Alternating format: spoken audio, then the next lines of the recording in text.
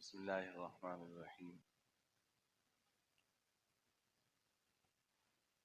کل ہم نے حدیث شروع کی تھی کہ جناب نبی کریم صلی اللہ علیہ وسلم نے فرمایا کہ من حسن اسلام المرء ترکہ ما لا یعنی، انسان کے اسلام کی خوبی یہ ہے کہ وہ لا یعنی کام ترک کر دے، یعنی ایسے کام ترک کر دے کہ جس میں نہ دین کا فائدہ ہے نہ دنیا کا فائدہ ہے۔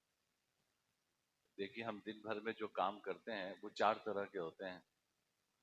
کچھ کام تو وہ ہیں جو عبادت کے طور پہ کرتے ہیں، جیسے نماز آپ نے پڑھی، روزہ رکھا ہے، قرآن کریم کی تلاوت کر رہے ہیں آپ، تو یہ تو عبادت ہے۔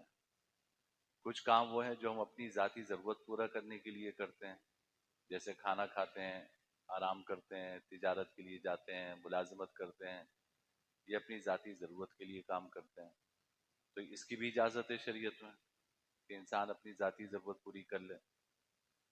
تیسری قسم کا کام وہ ہے کہ جو گناہ کا کام ہے، اس کی شریعت میں اجازت نہیں ہے کہ آپ جھوٹ بولیں، غیبت کریں، چوری کریں، ڈاکہ ڈالیں، کسی کا حق ماریں، اس کی اجازت نہیں ہے، یہ گناہ کا کام ہے۔ یہ تین باتیں تو بالکل واضح ہیں۔ چوتھا کام وہ کام ہے جس کو ہم گناہ نہیں سمجھتے، حالانکہ وہ بھی گناہ ہے۔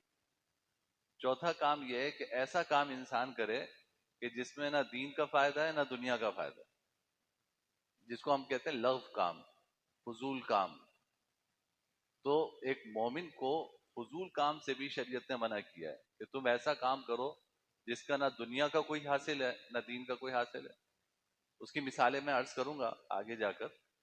تو اس میں وقت نہیں ضائع کرنا چاہیے، یعنی آدمی کا ہمارا وقت قیمتی ہے، یہ زندگی کے لمحات قیمتی ہیں، تول تول کے اس کو خرچ کرنا چاہیے۔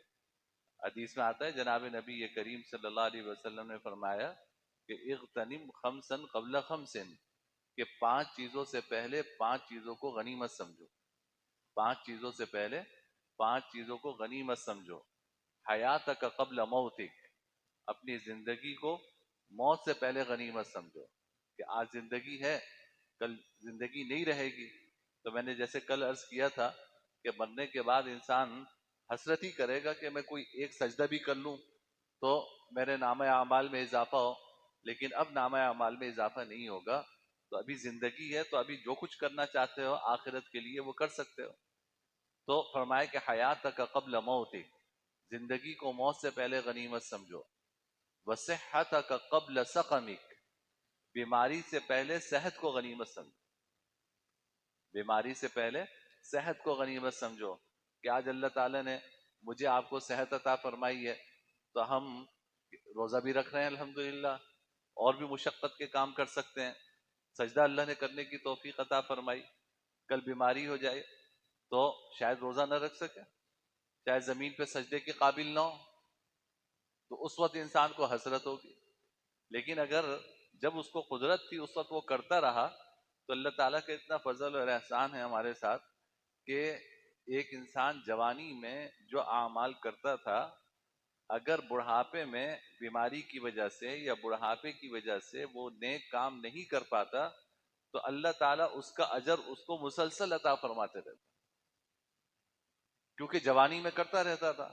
اب بڑھاپے کی وجہ سے وہ نہیں کر پا رہا، تو اللہ تعالیٰ اس کا اجر اس کو مسلسل عطا فرماتے ہیں۔ تو اس لیے ہمارے جو بزرگ ہیں میں ان کو یہی ہمت دلاتا ہوں کہ وہ بیچارے کوئی روزہ نہیں رکھ پاتا تو پریشان ہوتا ہے، کوئی زمین پہ بیٹھ کے نماز نہیں پڑھتا تو پریشان ہوتا ہے، کوئی سجدہ نہیں کر پاتا تو پریشان ہوتا ہے۔ تو ان کے لیے یہی حوصلے کی بات ہے، ہمت کی بات ہے کہ حضور نے فرمایا کہ اگر جوانی تمہاری اچھی گزر گئی تو بڑھاپے میں اس کا اجر تمہیں ملے گا، ملتا رہے گا اجر، تو اس سے پریشان ہونے کی بات نہیں۔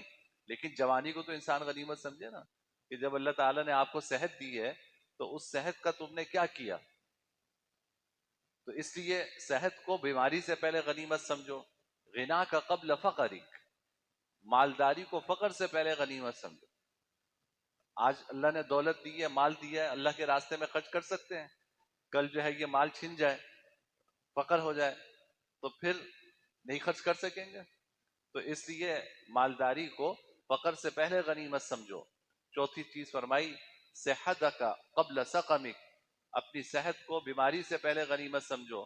اور پھر فرمایا کہ وفراغک قبل شغلک، مصروفیت سے پہلے فرصت کو غنیمت سمجھو، مصروفیت سے پہلے فرصت کو غنیمت سمجھو۔ اور ایک جملہ رہ گیا، فرمایا کہ شبابک قبل حرمک، بڑھاپے سے پہلے جوانی کو غنیمت سمجھو۔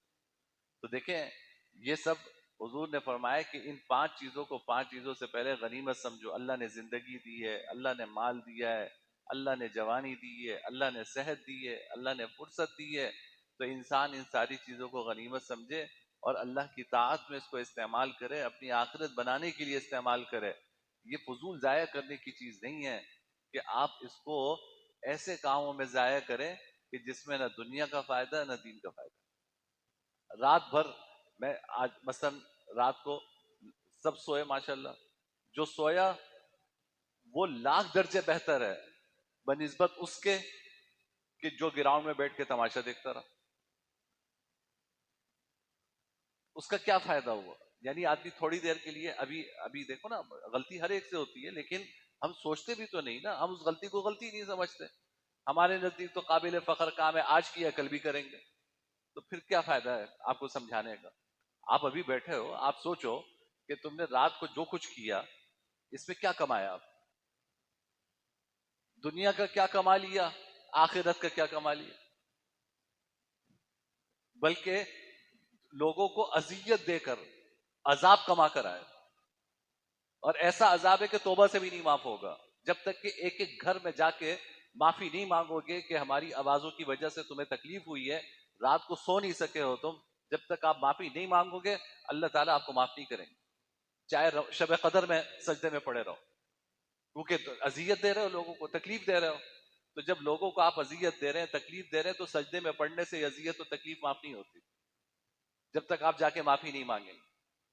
جو لوگ یہ کرنے میں شریک ہیں، انتظام کرنے میں شریک ہیں، سب اس گناہ میں برابر کے شریک ہیں کہ آپ لوگوں کی راتیں، رمضان کی راتیں ضائع کروا رہے ہو، اور اس ضائع کرنے میں جو ضائع کر رہا ہے وہ بھی شریک ہے، جو ضائع کرنے کے انتظامات کر رہا ہے وہ بھی شریک ہے، جو تماشائی بن کے تالیاں بجا رہا ہے وہ بھی شریک ہے۔ یہ اللہ نے ہمیں زندگی اس کام کے لیے دی کہ رمضان کی راتیں اس کام کے لیے دی کہ آپ جو ہے رمضان کی راتیں ان چیزوں میں گزارو۔ میرے بھائی اللہ کا خوف کرنا چاہیے، اللہ سے ڈرنا چاہیے۔ ہم مسلمان ہیں، تھوڑا سا تو ہمارا دل نرم ہونا چاہیے، پتھر ہوا ہے ہمارا دل۔ بلکہ قرآن تو کہتا ہے پتھر بھی کچھ ایسے ہیں کہ وہ بھی اللہ کی خشیت سے گرتے ہیں۔